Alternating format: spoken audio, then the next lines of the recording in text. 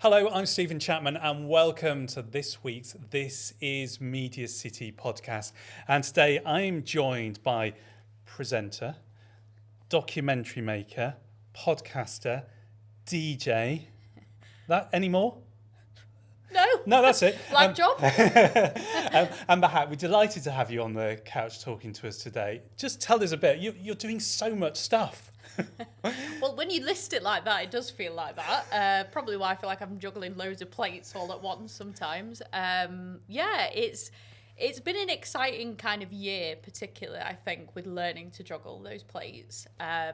It's always amazing coming back here to MediaCity, being back here to kind of think of the journey that I've been on. Before we get onto that journey, because one of the things about this podcast as well is that our production team here, University of Salford graduates, and we're full of University of Salford graduates today because you're a graduate as well, aren't you?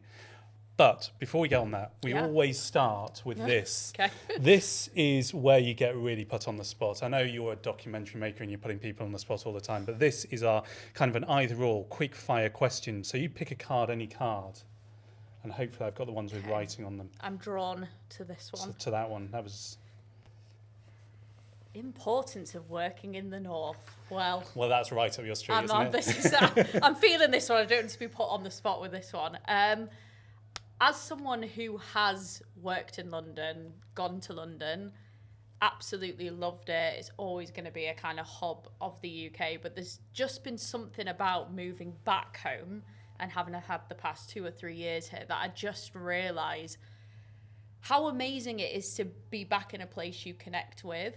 How that does affect your own, we talk a lot about authenticity these days. It's a bit of a buzzword at the moment, but it does when you're around the people that you've grown up with, that talk the same, that think the same. And as, somebody who is a storyteller and is looking for ideas everywhere, I didn't realise how much when I lived in London, you're in a bubble of looking at stories that are just around you. I swore I'd never be that kind of person, but it happens, and so much has changed here in the city. But I think it's also when we talk about the north as well, obviously I am a Manc, but the north is a huge region. I think this hub here is amazing at kind of, it's a real buzz of activity going on, but we need to remember that the north is a lot more than just the major cities as well. So for me, since moving back, that's been a big thing, is to look for stories in places I've never been to before. And it is amazing how things have changed, because there was a time a way back when, you're right, that London bubble, the idea of doing farming somewhere or going up to Northumberland or the Lake District, it was kind of not even thought of, because everything was based around London, wasn't it? It was totally, well, what do Londoners think about this? I think that's changed recently though, hasn't it? It has 100% changed, and I think even for me, since moving back, physically change, going back to how I used to talk. I think when you're younger and you enter the industry, you kind of feel like you need to conform a lot. And I know I used to have a news voice. I didn't, it's not a conscious thing. It happens to you sort of subconsciously because you're just trying to fit in. But I wouldn't have come to do something like this and talked with, I don't particularly have a really strong Manc accent, but I've got one. And I wouldn't have spoken in this way. So there's something about that authenticity that really comes out when you're around like-minded people. I mean, I'm officially a northerner, but you wouldn't know it from my accent, would you? I've gone all over the place. It's not an accent thing. It's a who you are at your core. It's in thing. your gut, isn't it? Yeah, agreed. Let me give you another one. Okay. See if it's as fundamental a one as the last one, and then we'll move on. That's the other way, is it? A show I wished I had produced / worked on. Oh, that is so hard. I know, it's a good one though, isn't it? It's the one that you've been watching recently. Oh, well, I always wish that I'd been a part of The Traitors. I mean, I think everyone does. But because I'm I see it as quite an interesting social experiment, and I'm always interested in the psychology of why people do things. It's a really big part of even how I approach my work. So I love that concept. I'd love to be a part of that one day in some form, because I think it's so interesting. But there was a show that an indie based in Yorkshire called Canada made last year called The Push. I don't know if you've seen it. It went out on Channel 4. But it was an amazing bit of access into the Scottish courts. and it was covering this case of a South Asian woman. It's quite dark, but she had been pushed by her husband up on Arthur's Seat in Edinburgh. And so it was this whole, both the kind of access to this live court case playing out, but a real kind of unflinching look at how women are being treated behind closed doors, this epidemic of violence against women and girls. But I just thought the way that it was done was so compelling. You know, it wasn't kind of true crime in this very grotesque, like, entertainment way. It really showcased a side of women's struggles that I had never seen done before. So yeah, I would have loved is a wrong word, but I think I would have got a lot out of working on that production. Candor, I know this is MediaCity, but Candor are a brilliant little Yeah. production house, aren't they? And I say little, they do some amazing documentaries over there, don't they? So are you drawn to that kind of documentary making? Because the way you kind of changed your personality then when you were talking about it, is it that kind of, because I know you do a lot around the crime and that kind of, is that something that's part of you that you like to explore? What is it that brings you into that world? How long have you got? I think, to be honest, I've wondered this question a lot myself, because if I'm honest, just since my teens, I sort of always wanted to do this, I think. I'm a mixed South Asian woman. I have Pakistani family on one side, and on my mum's side I have white working class family. My nana was a Scouser. I've got family from around here in Salford. So my upbringing was a lot of contradictions, in all honesty, and a lot of growing up between worlds. And I think asking people questions was my way of finding my way in the world. And so I was always drawn to people that we don't understand, that we're committed to not understanding. And I guess telling stories with purpose is like really important to me. But I think over the past couple of years, I've really found a nice balance of light and shade in an appropriate way, obviously. And trying to kind of bring curiosity to things that I don't think that journalist always has to be detached, you know, yes, impartial. I work a lot for the BBC, so impartiality is a big thing.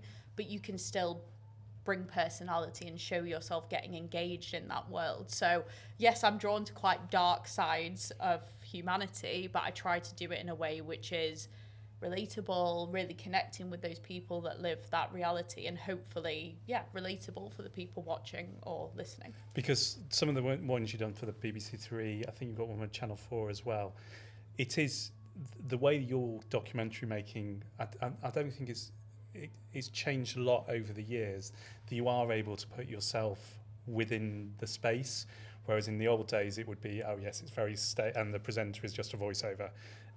It does make it a lot more accessible for the viewers as well, doesn't it?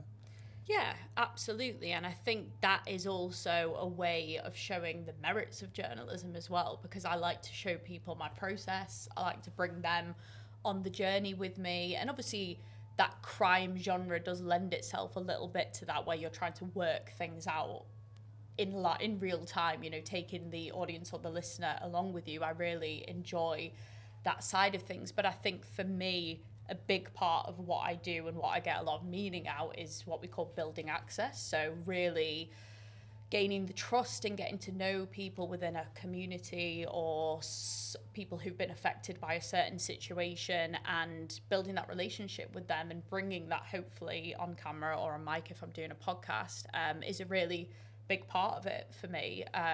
I personally don't really like if I have to just be kind of rolled out to ask you a few questions. You know, I want to be in the mix, and I think that comes from, I've been a producer in the past, I've done research, you know, I quite enjoy the 360 of a production, not just the on-screen side of it. So I see it as a kind of benefit really to bring in those relationships on camera as well.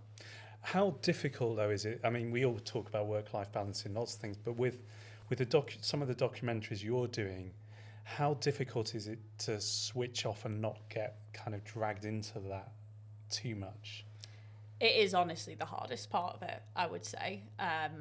Alongside actually, you know, just the style of this industry and working on commissions is obviously a tough slog. But it is the hardest part of it for me, because I think naturally when you're gaining the trust of people, it's extremely hard to not get close to them, to build relationships with them and getting that balance right of understanding that you are still there to be a documentary maker. You have to have a certain level of detachment from things. I think I've learned lessons from knowing when to rely on the team to come in and look after certain things. You know, I do a lot of content and cover a lot of stuff which can be quite sensitive and a bit upsetting, or I might be dealing with people who are quite volatile. So just knowing my distance sometimes as well, and knowing the right point to step back is just as important as I'm always going to be the throwing myself in the deep end kind of person. So I've learned a few boundaries, I think, with that. But yeah, it's really, really hard. I think my poor, long-suffering partner has to hear me talking about a lot of crime and a lot of like weird worlds I'm finding myself in. But to be honest, it's truly just how I am in my day-to-day life. You know, I'm on a night out, I'm chatting to people in the girls' toilets, I'm talking to the cab driver. I'm genuinely fascinated by people. So that aspect of it it's just, for me, something I'm so grateful to get to do. One thing that because I live in Altrincham area, so one of your documentaries obviously was just down the road from me about the stabbing, which I think was actually quite close to your family and closeness there. And when you were doing a documentary and you had to meet all the people that were involved, and obviously people had to have their voices disguised and things like that, because you're so front and centre and you're presenting it and you're on camera, do you have fear more than if you were just off camera doing it? Without a doubt. I think when you are the face of something as well, it is really hard. I think a lot of people from the outside look at, oh, you're a presenter. And, you know, in our industry as well, there's this weird terminology that presenters are called talent, which I'm quite against, because I feel like everyone is talent when you're making a production. But I think people think it's a very glamorous job and the sort of very, you know, glamorous side of the industry. But actually, when you're the face of something as well, a lot of the time, the public, people who you may have got in this documentary, they don't realise that there's a whole hierarchy of people making this documentary. The edit is you know, sometimes you're limited in how much you actually get to say in what's going to make the final cut. People just think, well, you are the face of it, so you will make all the decisions about what makes the final cut, how everything is framed, and that's not obviously the reality. So that disconnect has been a bit tough for me. I've learned to kind of straddle those two worlds. It's difficult when you're so passionate about a story and Yeah. someone comes in and says, well, you can get rid of that 5 minutes, and you go, but that was a really good bit.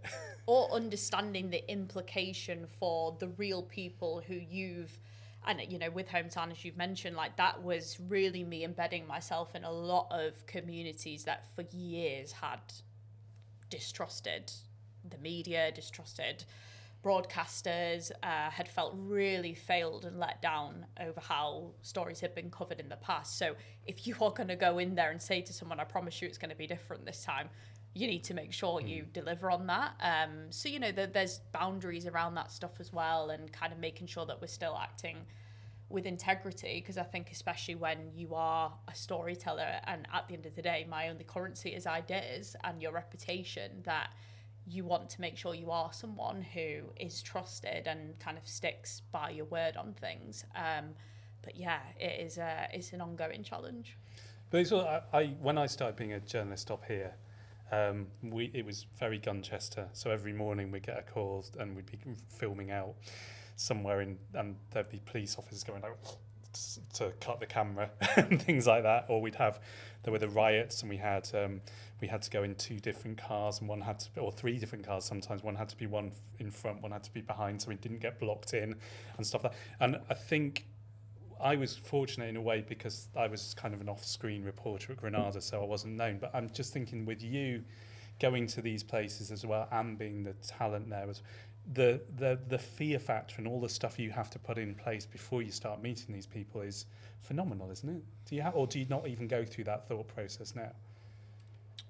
I think I've learned a lot over the past, 3 or 4 years is what I'd say, because I think when you're so keen to break into this industry, and I think things have got a lot better, but certainly when I first started, you just you're grateful to be there. You take what you get, you know, you're like, wow, if somebody's going to give me the opportunity to literally make long form documentaries and work on something for a year, it's like this had been the pinnacle of my dream. But I think it is keeping that understanding of your own mental health, your own understanding. We talk a lot in this industry about duty of care to the contributors and making sure their mental health is looked after. But what about the people, you know, involved? Because it's a lot of long hours and it's a lot of hitting brick walls, you know. It's a lot of the time you're getting no's from people, so it is really tough. And I think with certain stories, they've been on my front doorstep, they're where my family live, like I said, volatile people, and with Hometown we were going to a lot of live crime scenes, not knowing what we were going to, you know, see or how things were going to play out.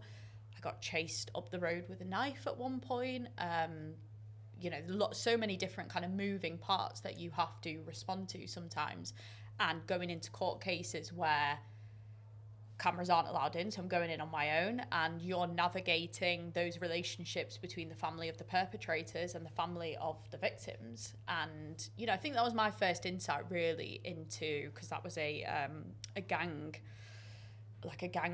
murder trial which I was going to, of seeing these young men really reduced down in a court case to victim and perpetrator, and kind of understanding that that's quite simplistic terms in some ways, and there was a lot of young people who had been victims in their own right becoming perpetrators.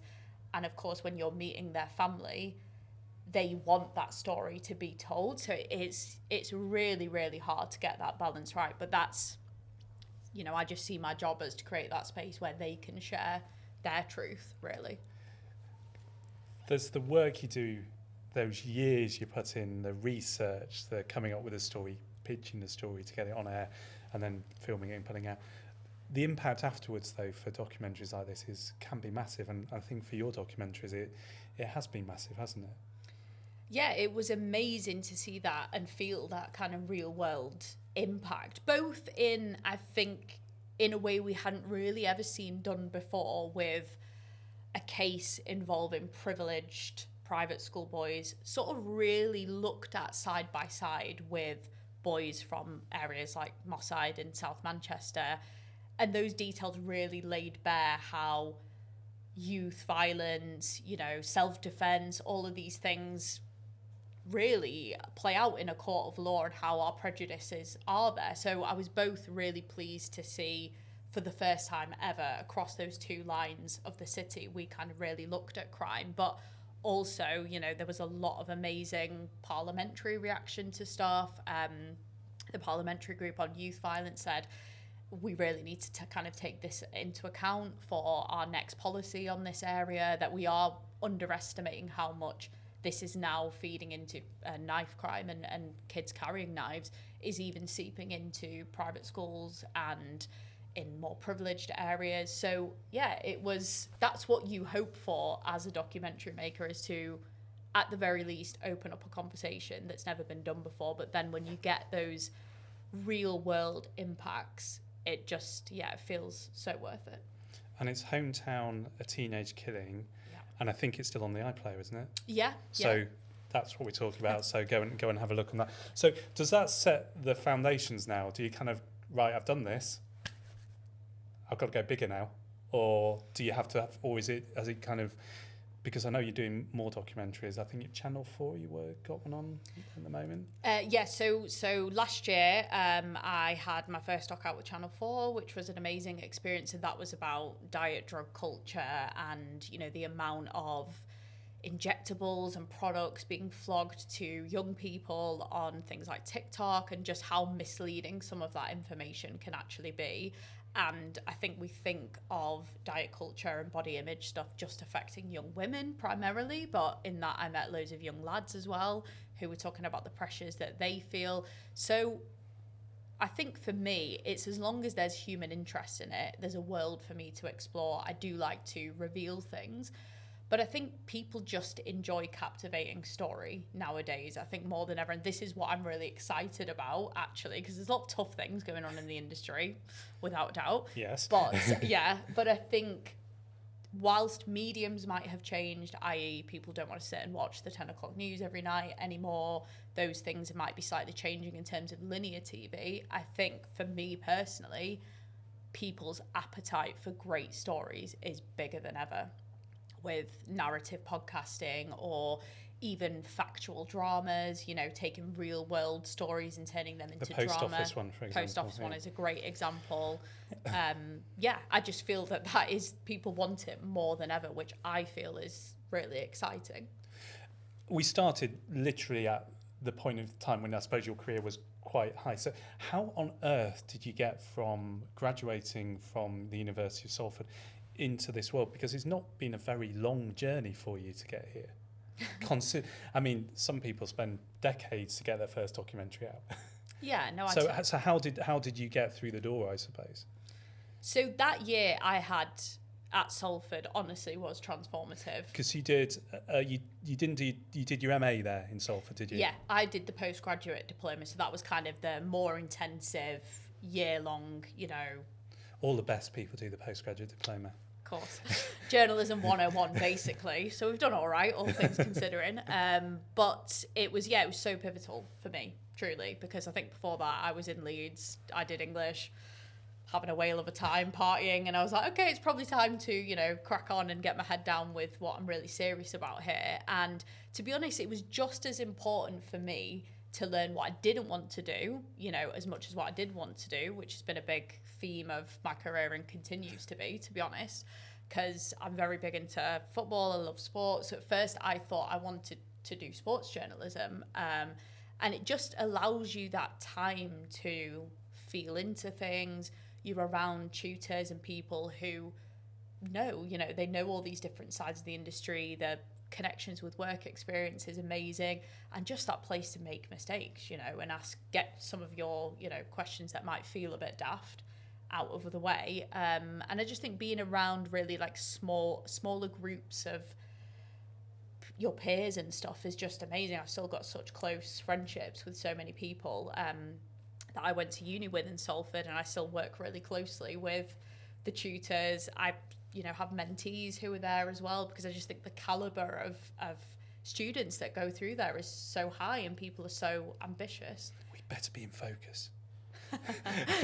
Yeah, I'm giving it the hard sell here, but I do mean it. You know, it's over the years I've always been really, really impressed by people that I work with on stuff, where I'm learning just as much from them sometimes as they are from me. But how did you? Because there's one thing doing the course. Yeah. But you've got to be driven enough to get what was your next stop after finishing? I think my approach is the same as it is now, to be perfectly honest, where I just made sure that in and around what I was learning, I was still getting out into the real world, both from the perspective of meeting real people, chasing ideas, but building a network as well, and just kind of trying to be around and talking to people. And so, yeah, work experience was really important. I kind of always thought that getting on some kind of scheme to get in the BBC was going to be a big next step for me, because I still wanted to learn. I didn't quite know where I wanted to specialise. So they had the journalism trainee scheme. They still do. So I went for that and amazingly got on it. So that was my first step into the BBC after I graduated. And yeah, it was great, because that was, you did TV, radio, online placement.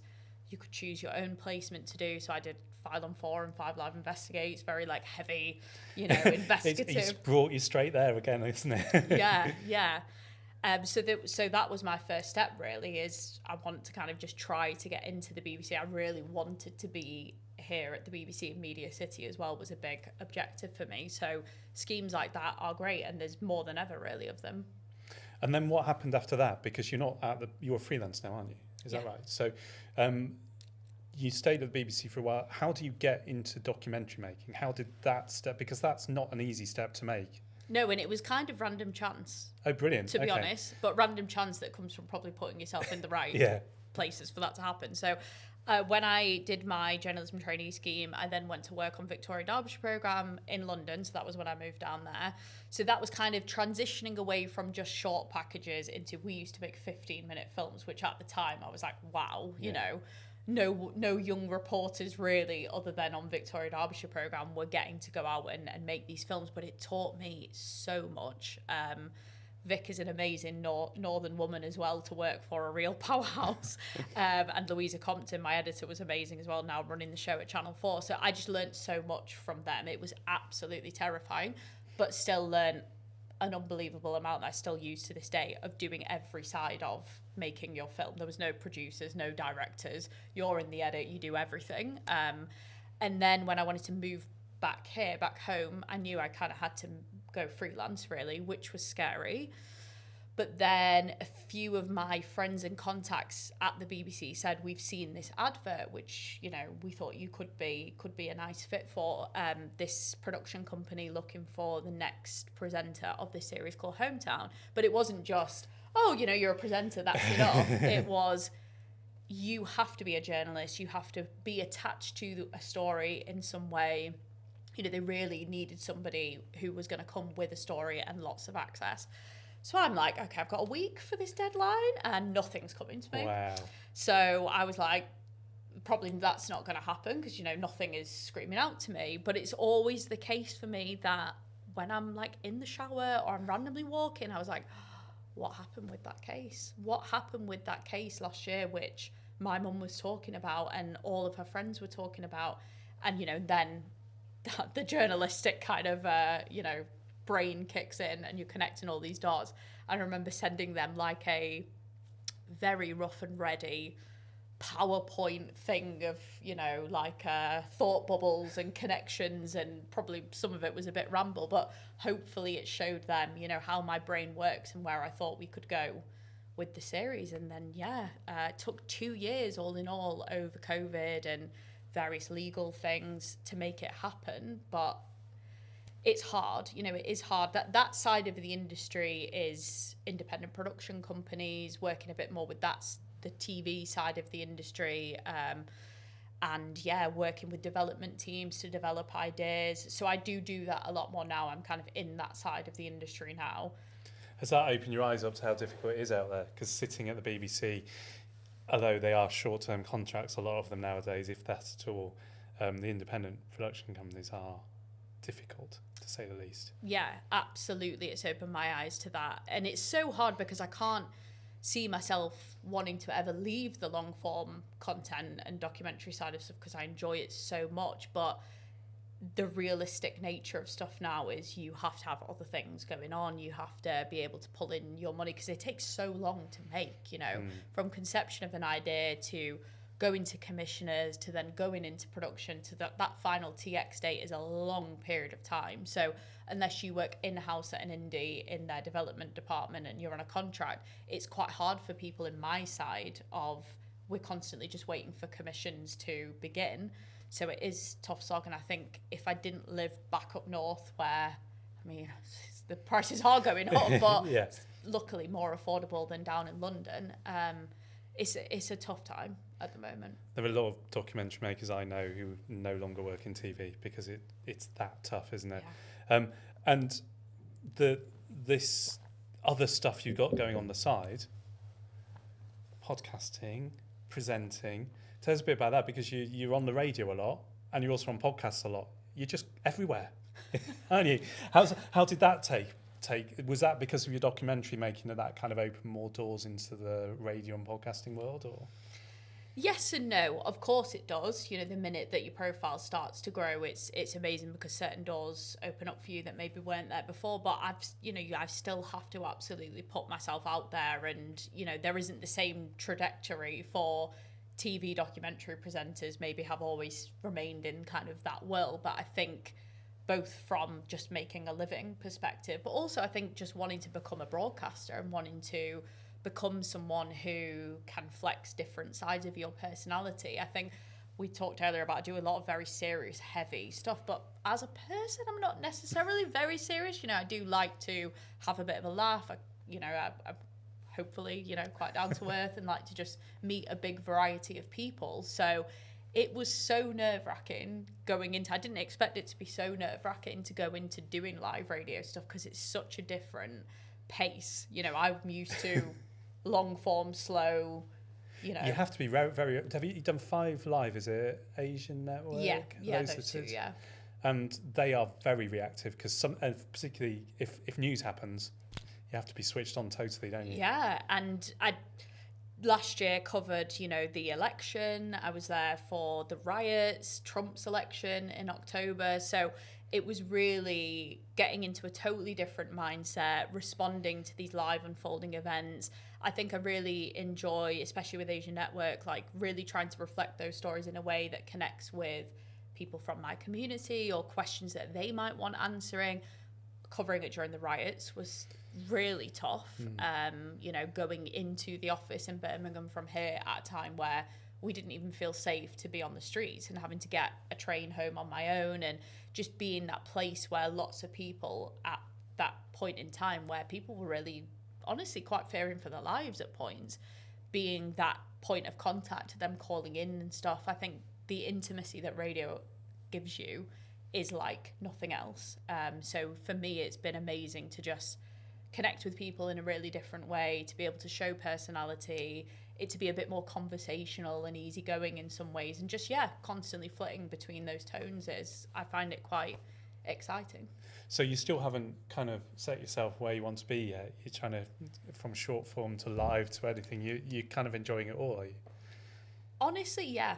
And I think even with getting into like TikTok and stuff and digital things, I was a bit skeptical at first because I'm so used to, you know, you work on something that's going to take months to put together and it has to be really glossy and high production values, or even the most groundbreaking headline making story. You know, those are the things you shoot for. But with digital, like as soon as I just got going with it and realized like people just want to consume interesting stories, you can use storytelling techniques from podcasts and TV and take it onto TikTok, and people love it, you know. And I think it's a myth that younger audiences don't want long form content and they're not interested in depth and all this. It's something that I think the industry's slowly catching up with, but they get it really wrong, that people just want, you know, stupid dances. And why would box sets be so popular if people couldn't cope with long form content? Yeah, and gripping hooks and storytelling techniques that I use in the podcasting world work so well on TikTok. So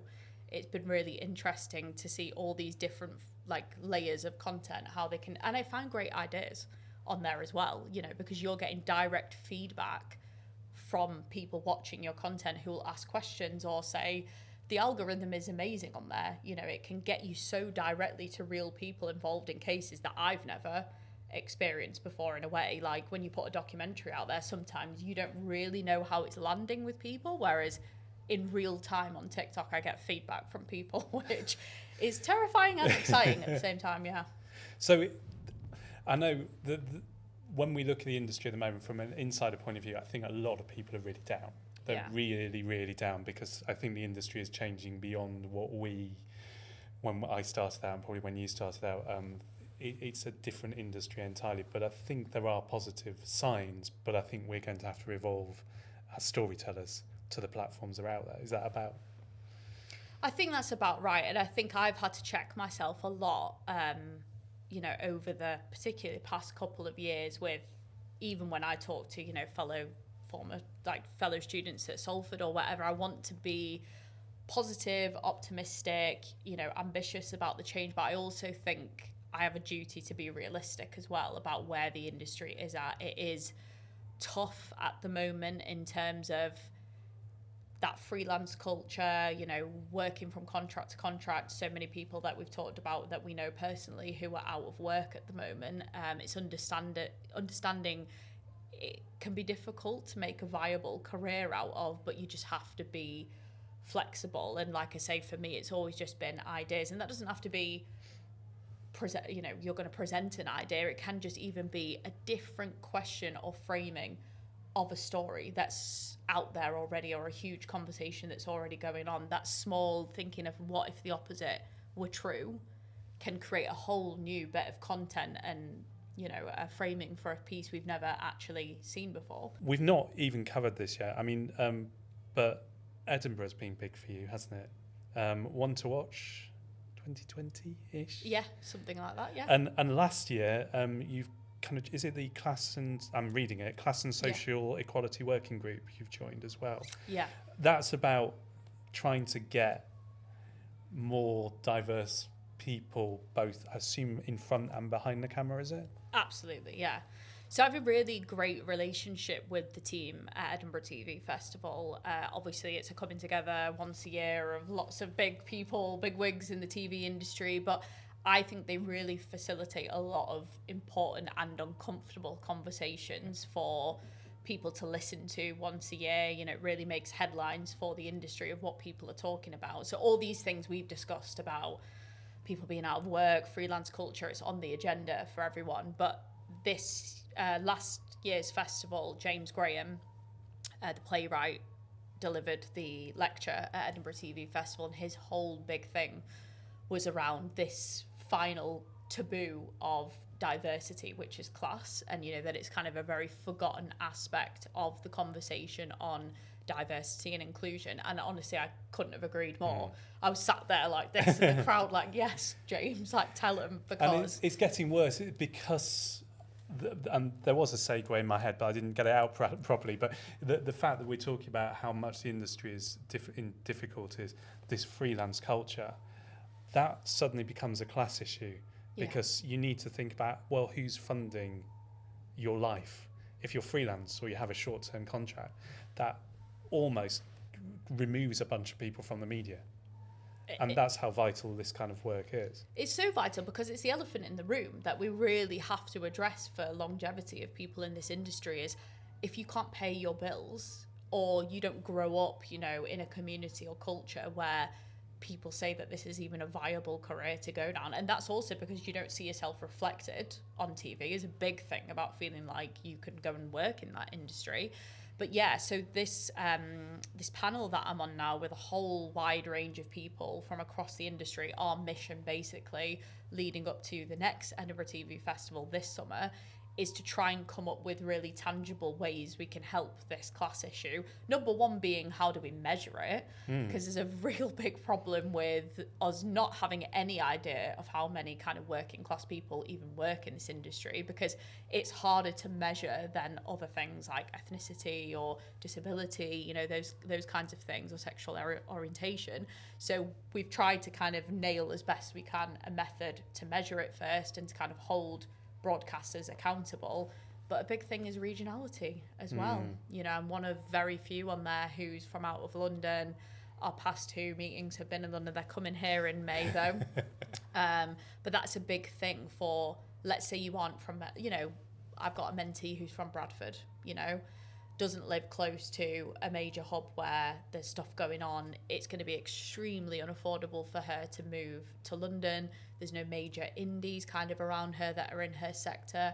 What advice or things can I offer her to be able to break into this industry? And one final point I think that we really need to start getting better at is supporting people at a mid-career stage. Because I've seen a lot of people come in at the same time as me on the schemes I was on, where there's a lot of money been invested into your career, but then people falling out at that mid-career stage because nobody's really checking in on how they're doing. When they're falling out of work, if you do not have your mum and dad or your family or somebody to pay for that period of time when you're off work, or a partner, what are you going to do? It's just, that's why people are leaving in droves, and you don't blame them. No, and a lot of our, about 5, 10, maybe years longer, there was all this thing about, we have to get more northern, we have to get more diversity, we have to do this, that and the other. And as soon as the money goes down, then the people that suffer are the ones that and there is a danger that we're going to get to a middle class, upper class media again in the next generation, because where's the money going to be to support it? And like you're saying, how do we do that as an industry? Because it's very difficult, because there's no money to support it to start with, is there? No, I know. And I think it's something that I've also been harping on about to commissioners and, you know, execs and stuff, is you squash the creativity out of things completely when stuff becomes monotone and we all kind of come from the same world. Because I think something I struggle with is people are understandably scared of taking risks. Commissioners don't want to take risks on content, risks on the people who are the face of it or the tone. the other thing I was going to ask you about, and because of you, the class and social equality and all the other things, do you fear sometimes that you get typecast as a presenter?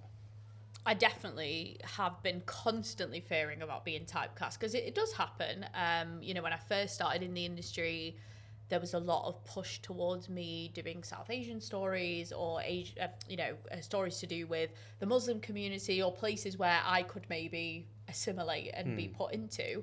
And it's not that I'm against that. You know, I still definitely do stories involving my own community. But particularly, I remember I broke into the industry around the time when a lot of young people had started going to Syria. And the kind of ISIS stuff was going on, and I got asked to do a lot of undercover work, going into various places, which, again, not against, and especially when you're starting, you say yes to what you need to, but I did push back on a few of those things, because I think it's hard when you get put into a box. I think I've also maybe at times been put into a box that I could only do hard investigative stuff. Like I've done panoramas and I've done, you know, your top line led current affairs things. But like I said, for me, over the past year particularly, it's been about finding stuff where the tone feels right. And I can, you know, really lean into my curiosity and my immersion in stories. But of course it happens, and it's happening a little bit with crime, you know, that, like we said at the start.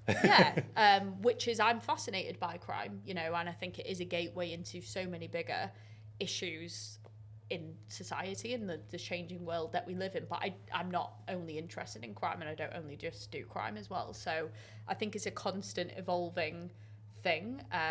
You need to do a warts and all documentary on your club, don't you? Yeah. Go straight into Man United and find out what's going wrong.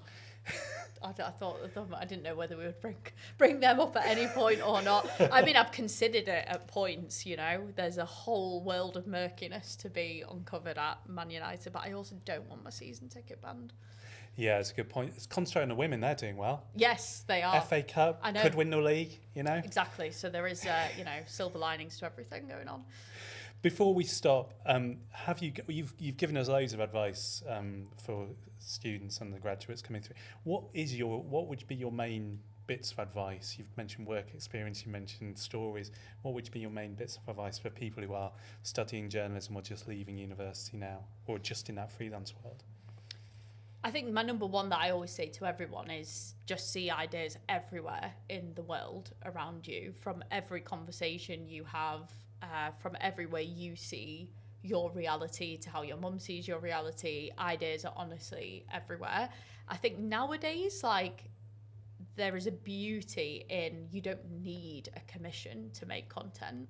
You have a phone.